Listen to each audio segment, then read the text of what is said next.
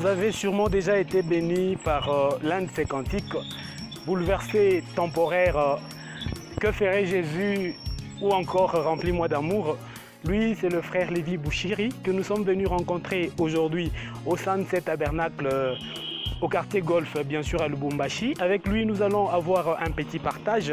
Merci donc de nous suivre dans ce énième numéro de On vous aime. On vous aime, cette émission de balade que vous avez eu l'habitude de suivre. Une parole prononcée par Dieu devient une loi. Personne n'est sur cette terre. Content de vous revoir encore une fois à Lubumbashi. Vraiment. Et cette fois-ci, merci et bienvenue. Vraiment, je vous en prie. Ok, j'ai appris que vous alliez adorer aujourd'hui à Sainte Tabernacle. Oui. Alors j'ai préféré venir vous prendre déjà à la hâte pour notre émission. Ok. Alors je voulais vous faire visiter un endroit ici à Lubumbashi. Ok. Je sais que vous y avez quitté, ça fait un temps, 11 ans déjà. Sûrement que vous gardez les souvenirs de Lubumbashi. Oui, mais ça a beaucoup changé, il y a beaucoup de choses, Ok. beaucoup de nouveautés. Oui. Mais vous êtes quand même adapté. Oui, je connais. Oui. Ah Bon, d'accord. pas de ce côté. Hein. Ah, c'est bon, c'est comme ça que je me suis dit avant que vous ne rentriez. Ok. Que je vous fasse quand même visiter certains endroits qui pourront un peu vous rafraîchir encore une fois la mémoire. Ah, c'est très bien, je veux Merci, beaucoup je crois que c'est apprécier. le Hein. véhicule qu'on va utiliser. Merci beaucoup. Ok. Mhm. Ok. Voilà. Ok. Sinon vous allez bien. Je vais très bien, merci, frère Aaron. Et comment était le culte, frère Lévi? Ah, c'était très bien. Ok. Très, très bien. Vraiment. J'ai beaucoup apprécié l'atmosphère. Ok.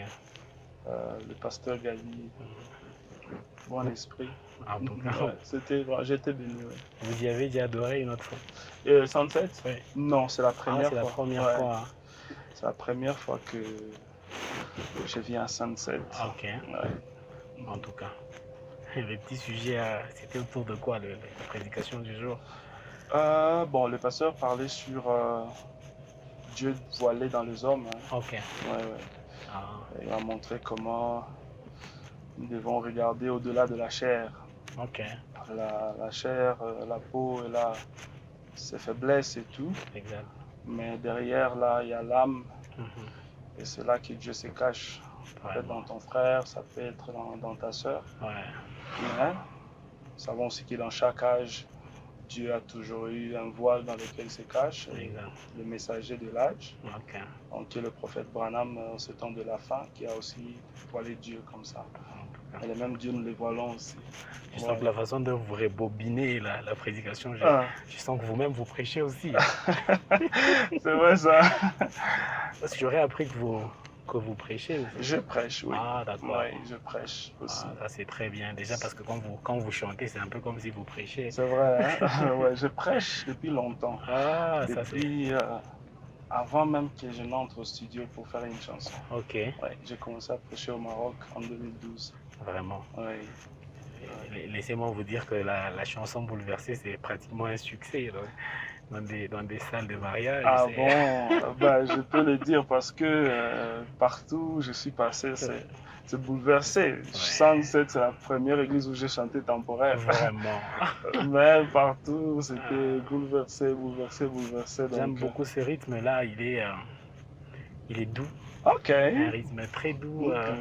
Vous sentez qu'une chanson déjà, même si vous n'avez pas encore lu les textes, vous sentez que ça parle de l'amour. Ok, waouh, ça c'est très bien ça.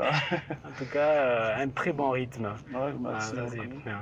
Déjà, bon, j'ai quand même la chance de conduire un serviteur de Dieu, quelqu'un qui prêche déjà. Ok. Alors, je serai libre avec mes questions. Ok, pas de souci, allez-y. Déjà, j'en ai une qui préoccupe un tout petit peu. Ok. J'avais une question par rapport au sport. Ok. Comme je tombe sur Frère Lévi, je ne sais pas quand est-ce qu'il va rentrer en Angleterre. Allez, je pose quand même ma question. Ok. Je me disais, est-ce que y a une écriture qui interdit à un chrétien, bon, précisément un croyant du message, d'exercer les sports? En tout cas, je ne la connais pas. Donc, je ne connais aucune écriture, que ce soit dans la Bible ou que ce soit dans le message qui interdit que nous puissions pratiquer le sport. Ah, d'accord. La seule écriture que je connais, bon, c'est là où Paul parlait à Timothée que l'exercice corporel sert à peu de choses. Ouais. Bon, je pense que quand vous regardez les choses dans leur contexte, Ouais. tout ce qui est charnel par rapport au spirituel n'a pas d'importance. Exact. Voilà, donc cela ne veut pas dire que vous ne devez pas prendre soin du corps que Dieu vous a donné. Ouais. Ouais. Donc, mais que le sport ne puisse pas prendre la première place. Ouais. Voilà. Bon, là, je parle du sport dans le cadre de bien-être. Ok. Oui, dans le cadre du bien-être physique. Vous devez prendre soin de votre corps parce que même si vous aimez Dieu, comment, ce corps, c'est le véhicule qu'il vous a donné pour le servir. Alors, Ouais. si vous êtes malade, vous n'allez pas bien servir Dieu. Exactement. Alors, s'il y a des choses que vous devez faire qui pourront vous aider à être en forme, je pense qu'il faut le faire. Le sport, contrôler sa nutrition et tout ça. Donc, je ne parle pas du sport dans le cadre compétitif. Je parle juste du bien-être de soi. Oui. Ouais, mais bon, on peut aussi. Dans ce sport-là, il n'y a pas de restrictions, c'est-à-dire on peut faire la boxe, le karaté. Pour soi-même. Mais comment on peut faire la boxe pour soi-même? Oui, on peut faire la boxe, c'est-à-dire pour soi-même. Pour son bien-être dans la salle, peut-être. Ouais, mais là, il faudra qu'il y ait un adversaire. Et quand on donne des coups cette fois-là, c'est pas dans les cadres de un peu du bien-être corporel, c'est pour que le coup fasse mal. Le prophète vraiment a fait la boxe. C'est dans ce contexte-là que je voudrais un peu. Ok. Bon. Ça, en tout cas, je ne sais pas. Hein. Je ne sais pas, mais je pense que bon, quelqu'un peut pratiquer la boxe pour se défendre. Et c'est vrai, bon, c'est toujours différent quand on est dans un ring, une compétition, et quand on est dans la salle juste pour s'entraîner. Je pense que quand c'est juste pour s'entraîner, le but très souvent n'est pas vraiment de faire mal. Oui. Okay. Oui. Et souvent, bon, je ne sais pas les conditions de salle ici. Très souvent, les salles, les gens portent toujours des protections, des choses là, sur la tête et tout. Donc voilà, il y a aussi beaucoup d'exercices physiques dedans inclus.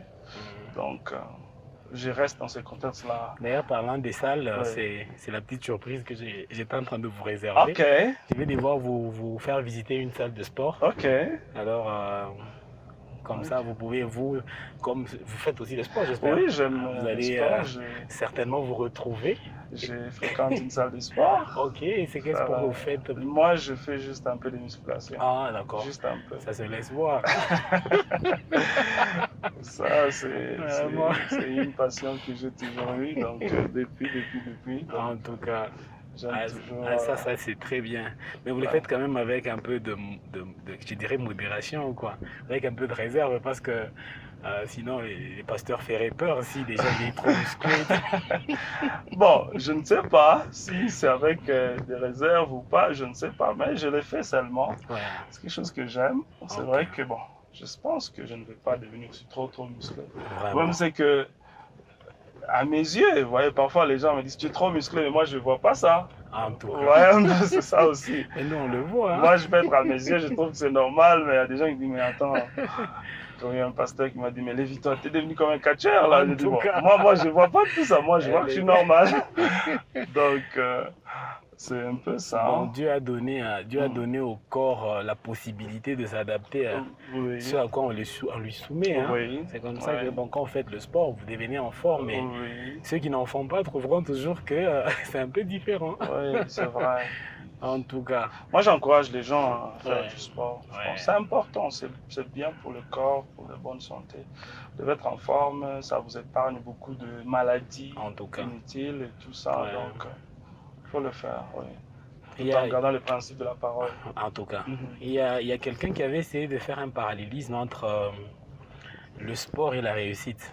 Donc, une étude a prouvé que la plupart des gens qui ont réussi dans la vie ont aussi pratiqué les sports ou sont en train de pratiquer les sports.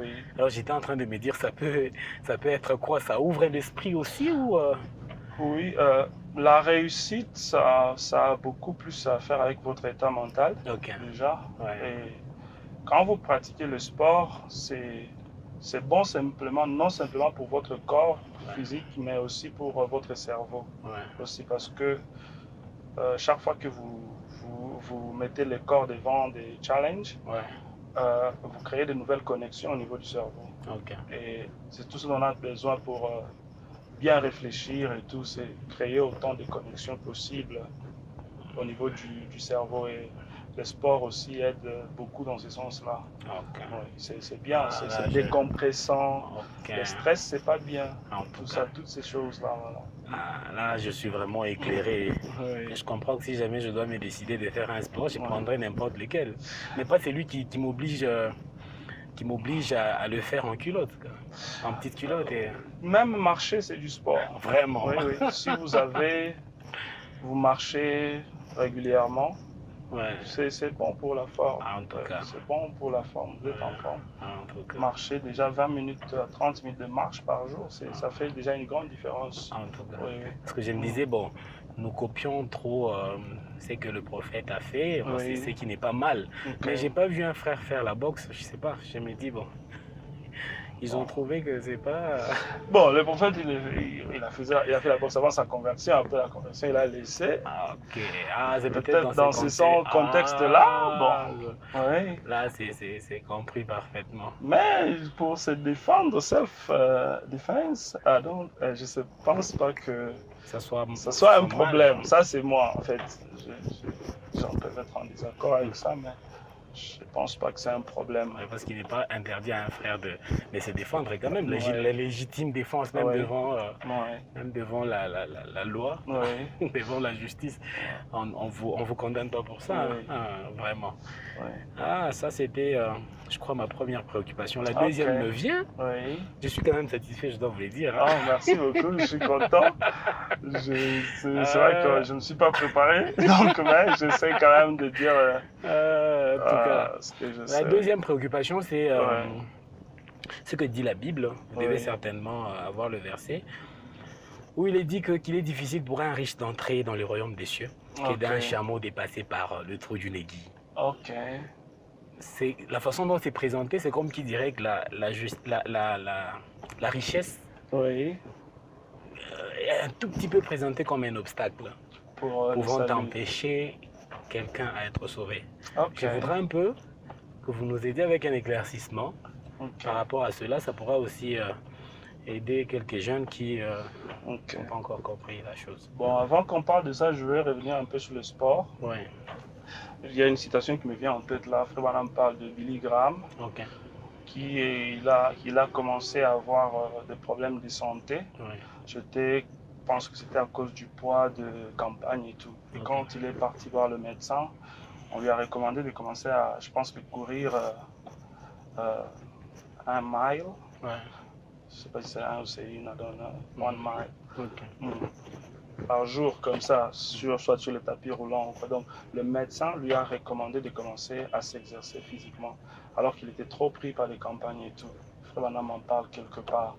Et vous verrez que Frère Branham lui-même, même après sa conversion, il a continué à pratiquer du sport, comme j'ai parlé de marche, hiking, tu vois, de montagne. Frère Branham partait, il montait tout le temps dans des montagnes et tout. Je suis très mal entré. Un autre. Vous allez vous adapter à Lubumbashi, la conduite elle est... Alors, vous verrez que Frère Branham était quelqu'un qui était physiquement très actif aussi. Donc, monter dans les montagnes, c'est vraiment le hiking, c'est du sport. Mieux qu'il partait là-bas pour prier, tout, c'est pas facile. Et monter toutes les montagnes qu'il montait là, c'était bon pour son bien-être physique. Je pense qu'à un moment, il était parti voir le médecin. Il avait déjà, je crois, dans la cinquantaine, mais le médecin lui avait dit qu'il était comme un jeune homme de 16 ans. Il était vraiment physiquement en forme. Je pense que ça aussi, ce n'est pas seulement le spirituel, c'est aussi lié à son activité physique. Exactement. Il y a, je ne sais pas moi, je dirais un adage, un passage biblique qui dit un esprit saint dans un corps sain. Pour qu'un corps soit sain, il devra quand même être soutenu par un sport ou quelques exercices physiques. Le corps, c'est le temple, on doit en prendre soin. Même la nourriture, la Bible nous dit de ne pas manger à l'excès, tout ça, parce que quand vous mangez à l'excès, vous commencez à détruire le corps. C'est ça. Et ça, Dieu n'aime pas ça. Ok. Maintenant, avec la question sur la richesse, là, je pense que c'est dans Matthieu 19, 22. Bon, on en parle aussi dans Luc, je pense. Mais on va prendre Matthieu 19. Bon. Je pense qu'il faut toujours chercher à garder les Écritures dans leur contexte. C'est ça qui est très important parce que la Bible dit que, bon, pas la Bible, plutôt il y a un adage qui dit lorsqu'un texte sort de son contexte, il devient un prétexte. Ouais, voilà. Donc une raison qu'on avance juste pour cacher quelque chose derrière. Donc cette écriture-là, nous devons la comprendre dans ces contextes-là. Maintenant, quand nous lisons cette écriture, c'est le jeune homme riche qui est venu voir Jésus pour lui dire qu'est-ce qu'il devait faire pour être sauvé et tout. Oui. Voilà. Donc avant d'entrer dans ça, je voudrais d'abord dire une chose, souligner, c'est que ce n'est ni la volonté de Dieu que nous soyons pauvres, et ce n'est pas la faute de Dieu s'il y a des gens qui sont pauvres. Ouais. Ça c'est, on va montrer ça, parce que nulle part quand vous lisez dans la Bible, Dieu a promis à ses enfants la pauvreté. Il n'y a rien dans la Bible qui dit que vous devez être pauvre, c'est ça la preuve que vous êtes enfant de Dieu. Vous voyez? Mais par contre, il y a des écritures, par exemple dans Deutéronome 15, le verset 4, la Bible dit, je vais lire dans la version français courant. Toutefois, Deutéronome 15, 4, toutefois, il n'y aura pas de pauvres parmi vous. Vous voyez? Car le Seigneur votre Dieu vous comblera des biens dans les pays qu'il vous donnera en possession. Donc ça, c'est Dieu qui dit qu'il n'y aura pas de pauvres parmi ses enfants. Vous voyez un peu ça? Donc c'est pour ça que même j'ai dit que ce n'est ni la volonté de Dieu que les gens soient pauvres ou c'est la faute de Dieu que quelqu'un soit pauvre. Alors maintenant, si on revient dans le contexte là, de cette écriture qui dit qu'il est plus facile pour un chameau de passer par une aiguille que d'un riche d'entrer au ciel. Déjà, on voit que Jésus a dit qu'il est difficile, il n'a pas dit qu'il est impossible. Vous voyez un peu ça? Donc, difficile n'est pas impossible. On n'a pas dit que c'est impossible pour un riche d'entrer au ciel. On a dit seulement que c'est difficile. Et pourquoi Jésus a fait cette déclaration-là? C'est lorsque le jeune homme riche est venu le voir, qu'il avait toutes ses richesses et tout, et du fond de son cœur, il savait que le salut n'en avait pas vraiment. Tu vois? Et quand il est venu vers Jésus, je pense que ceux qui nous suivent vont lire, je suis dans Matthieu 19, 22. C'est le jeune homme riche qui vient voir Jésus. Qu'est-ce qu'il peut faire pour être sauvé? Jésus lui parle d'observer la loi. Et le jeune homme dit, non, depuis que je suis jeune, enfant, j'observe cette loi-là. C'était quelqu'un qui connaissait déjà la loi, qui suivait les principes. Alors, mais il savait qu'il n'était pas sauvé.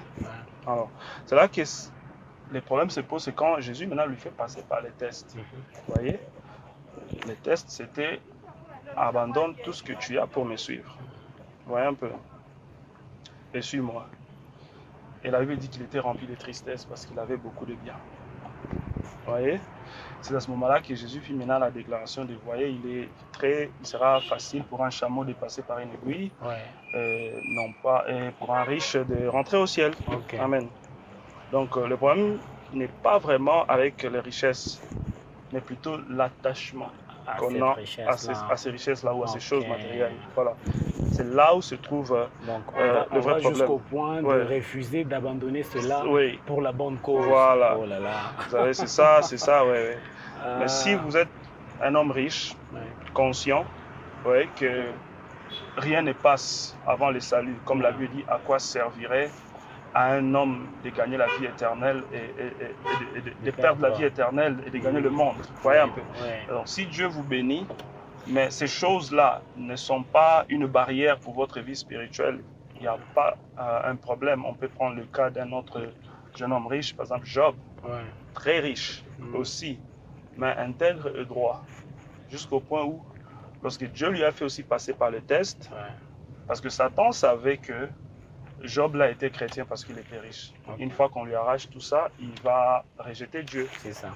Mais lorsque il a passé par le test et il a perdu tout ce qu'il avait, Job n'a pas renié Dieu. Job n'a pas maudit Dieu. Par contre, il a dit l'Éternel a donné, l'Éternel a repris tout ça.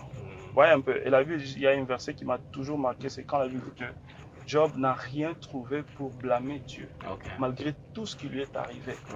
Il n'a pas trouvé aucune raison de blâmer Dieu. Vous voyez un peu. C'était un homme riche, mais sa richesse n'était pas une barrière, ne prenait pas la première place que sa relation avec son Dieu. Vous voyez. Donc c'est un peu ça. C'est bien clair. Et pour peut-être enchérir ma question, quelle devrait être l'attitude pour un cas? Parce que c'est pratiquement un piège. Hein. Quand on est trop attaché à sa richesse, on tombe dans ce piège-là de perdre sa chance d'entrer dans le royaume des cieux. Oui. Alors quelle devrait être l'attitude pour un jeune chrétien afin de ne pas tomber, l'attitude que les jeunes devraient observer, afin de ne pas tomber dans ces pièges-là? Ok. Bon, avant qu'on puisse continuer là-dessus, arriver à ça, même quand Jésus a dit à ses disciples qu'il est plus difficile qu'un homme, pour un homme riche de rentrer au ciel et qu'un chameau de traverser l'aiguille. Si vous remarquez la réaction des disciples, parce que ça aussi, ça doit nous interpeller. Je sais que très souvent, on essaye de portrait les disciples de Jésus comme étant des gens qui étaient pauvres et tout ça. Mais quand vous lisez la Bible, ce n'était pas le cas. Parce que quand Jésus dit ça, c'est Pierre les disciples s'étonnent, il dit, mais si tel est le cas, qui sera donc sauvé? C'est là le Seigneur qui les rassure même. Ce qui est impossible aux hommes est possible à Dieu. C'est toujours Matthieu 19. Et vous verrez que pas seulement ça, le Seigneur leur a promis encore des choses. Il a dit, je vous dis, certainement, tous ceux qui ont abandonné ce qu'ils ont pour me suivre, ils recevront au centuple. Donc il dit, tous ceux qui ont abandonné des maisons, leurs enfants, ils recevront au centuple dans ce siècle, et puis la vie éternelle dans ce qui est venu. Et il y a beaucoup de versets comme ça où Dieu a promis de bénir ses enfants en abondance, bien en abondance, au-delà de ce qu'on peut demander ou au-delà de ce qu'on peut s'imaginer. Donc Dieu c'est un père. Dieu ne peut pas souhaiter que ses enfants puissent être continuellement dans la misère. Donc pour avoir les besoins nécessaires, il faut beaucoup souffrir, tout ça. Vous voyez un peu ça. Donc maintenant vous avez demandé quelle attitude qu'on devrait avoir par rapport à l'argent. C'est juste savoir que Jésus a dit chercher premièrement le royaume des cieux et le reste vous seront donnés. Alors, donner, ça ne veut pas dire que ça nous sera tendu dans un plateau doré comme ça, voilà. Non. Donner, c'est-à-dire, quand vous êtes rassuré que vous avez le salut, vous avez le Saint-Esprit, vous devez aussi chercher de l'argent, parce que même l'évangile marche avec l'argent. Votre église a besoin de l'argent. Vous voyez un peu, on a besoin de l'argent et on doit en chercher, parce que vous avez dit que Dieu nourrit les oiseaux, mais vous ne verrez jamais Dieu en train de mettre la nourriture dans la bouche des oiseaux. Ces oiseaux-là, ils sortent pour aller chercher. Donc, quand Dieu dit que ça nous sera donné, ça veut dire qu'il a déjà mis cela en disposition. C'est à nous maintenant d'aller chercher ça. Mais les saluts viennent en premier. Que les richesses ne soient pas la raison pour laquelle donc il prend la première place. Parce que c'est facile de tomber. C'est un terrain très glissant. Quand on devient très riche, c'est facile de tomber dans ces pièges-là où l'argent devient la priorité principale. On ne peut rien faire sans argent dans tout ce qu'on fait. Donc on ne peut rien faire sans but lucratif, quoi. Donc, en tant que chrétien, chercher l'argent, c'est bien. L'œuvre de Dieu en a besoin, ça avance avec l'argent, mais Dieu est la priorité. Et ce n'est pas mauvais d'être riche. Demandez seulement à Dieu de ne pas vous donner au-delà de ce que vous pouvez gérer. Voilà, je crois la prière, je ne sais pas qui. Bon, je sais pas si oui, les pasteurs ne pas chanter, mais c'est dans la Bible aussi où on a dit ne me donne pas plus, ne me donne pas moins. Voyez un peu ce qui me suffit. Alors là, ça dépend de la personne. Pour quelqu'un, ça peut être 1 million, l'autre 2 millions. Chacun a son degré qu'il peut gérer. Ce bâtiment fitness zone. Ah oui, donc c'est un peu ça. Je comprends que c'est d'ailleurs là que s'applique la parole qui dit que cherchez d'abord le royaume des cieux. Parce que quand vous cherchez le royaume des cieux, vous avez le Saint-Esprit, vous saurez comment gérer. Oui, c'est ça, c'est ça. En tout cas, je vous vois un grand pasteur. On dit souvent l'argent n'est pas la racine de tout le monde. C'est l'amour de l'argent qui est la racine. Exactement. C'est la Bible dit l'amour de l'argent. Donc quand vous aimez tellement l'argent, plus que toute autre chose, vous êtes prêt à briser les valeurs, vous êtes prêt à faire n'importe quoi pour avoir cet argent-là. C'est ça qui est mauvais. Mais sinon, l'argent, c'est un outil qui nous permet juste de résoudre des problèmes et tout ça. Waouh, je crois qu'on a eu l'éclaircissement par rapport à nos deux sujets. Alors, il y a un sous-petit point que je voudrais évoquer. C'est par rapport, parce que vous savez que vous êtes beaucoup suivi par les Congolais, les chrétiens congolais, pourquoi pas les chrétiens du monde entier. Alors, on tire beaucoup plus attention sur les gens qui sont connus. Ok. Alors, une catégorie a constaté que non, les frères Lévy a mis son alliance, non pas, comment on dit, pouce index majeur, annulaire. Ok. A mis son alliance pas à l'annulaire, mais au majeur. Ok. Alors que le doigt qu'on appelle le majeur, pour certains, c'est pour les fiançailles. Ok. Pour d'autres, bon, peut-être quelqu'un qui est déjà divorcé comme ça. Ah bon? Alors, on doit quand même avoir une explication par rapport à ça. Oh, bien sûr.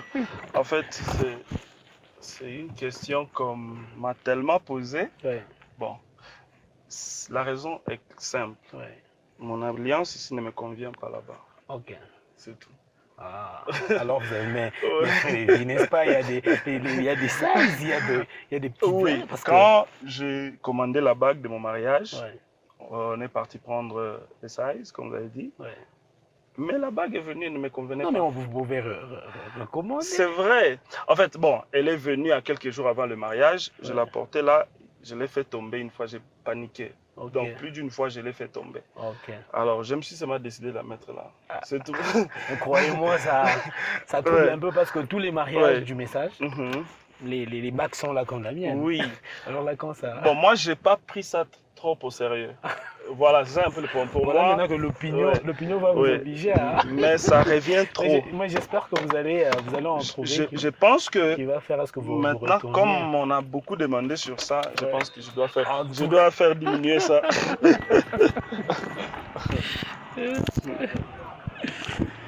Donc, voilà.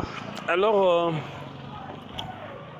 c'est cette salle, Oui. je crois que elle fait quand même aussi. Bon, vous allez donner vos impressions. Je ne voudrais pas dire qu'elle fait la fierté de la vie de Lubumbashi, Ok. parce que c'est peut-être vous qui allez voir. J'aimerais bien voir. Je Ouais, cherchais c'est- une salle de sport. Voilà. Donc, c'est celle-ci, Fitness Zone. Fitness zone. Ouais, Ok. Bonjour, coach. Vous allez bien? Mais ça dérange pas. Ça dérange pas. Ah, c'est pas mal, vous n'êtes pas obligé. Ah.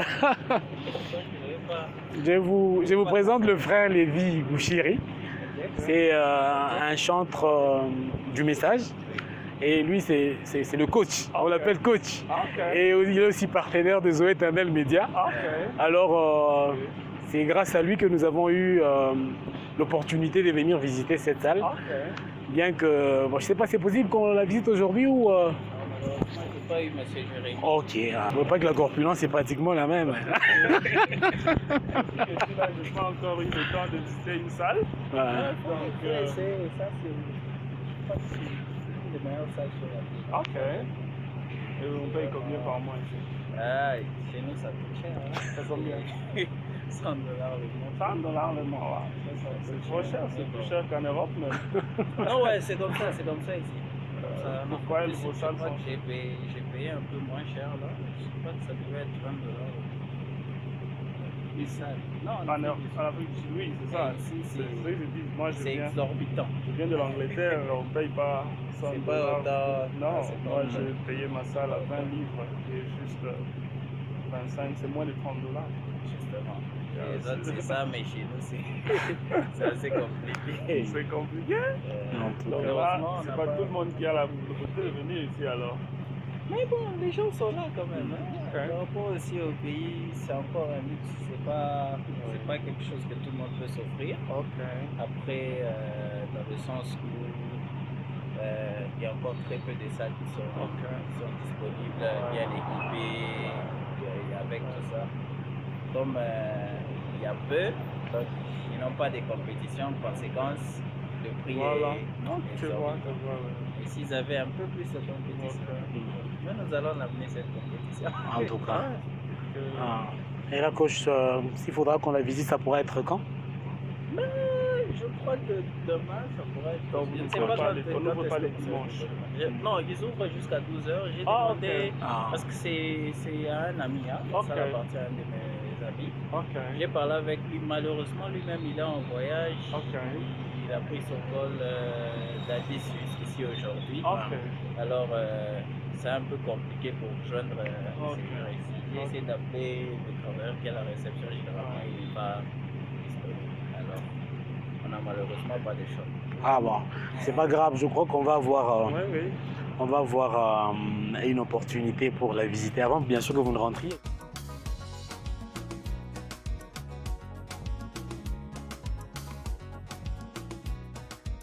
Voilà, merci beaucoup. Vous avez suivi l'intégralité de ce numéro de On vous aime. Moi, j'ai personnellement aimé la douceur avec laquelle le frère Lévy nous a parlé. Je le vois être un grand pasteur dans quelques années. Ok. Et puis ça va être un pasteur moderne parce que cette fois-là, il y aura un peu de musculature. Merci beaucoup d'avoir suivi cette émission. Merci pour l'attention que vous accordez à Zoé Éternel Média. C'était On vous aime. Nous avons reçu pour vous le frère Lévy Bouchiri qui est venu de l'Angleterre. Nous sommes allés le chercher à Sunset Tabernacle. Et nous vous disons merci frère Lévy pour cette hospitalité. Merci, vous avez accepté d'être avec nous, de passer tous ces moments ici. C'est moi qui vous remercie. Et je crois que je vous demanderai de faire un petit message pour Zem. Ok. En tout cas, vraiment, je trouve que c'est très bien. J'aime l'initiative, le professionnalisme et tout. Donc, c'est vraiment très, très encourageant. Okay. Moi-même, je suis déjà abonné. Donc, je vous demande de vous abonner sur cette chaîne. Il y a beaucoup de choses que vous allez apprendre. Ils ont beaucoup de thèmes différents. Donc, abonnez-vous pour ne pas manquer quoi que ce soit. Voilà, merci coach de nous avoir aussi reçus. Au prochain numéro.